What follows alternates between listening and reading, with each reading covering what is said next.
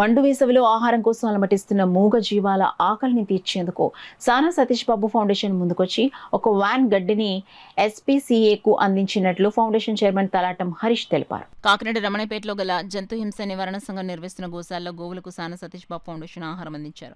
అందులో భాగంగా సానా సతీష్ బాబు ఫౌండేషన్ చైర్మన్ తలాటం హరీష్, సభ్యులు సత్యబాబు, వెంకటేష్, సునీల్, చార్లీ, శేఖర్లు ఎస్పీసీఏకు వచ్చి ఒక వ్యాన్ ఎండు గడ్డిని గోవులకు అందించారు. ఆకలితో అలమటిస్తున్న ఆవులకు పచ్చి గడ్డిని తలాటం హరీష్ తినిపించారు.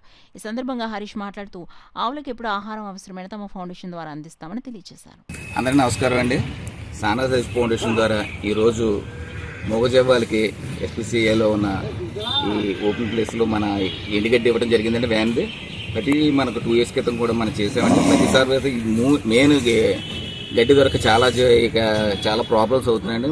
మనకు వంతు దొరక మన సానా సతీష్ ఫౌండేషన్ ద్వారా ఎప్పుడు మనకి గడ్డి దొరికినప్పుడల్లా మనకి ఎస్పీసీఏకి కంపల్సరీ ఎప్పుడు ఇస్తామండి.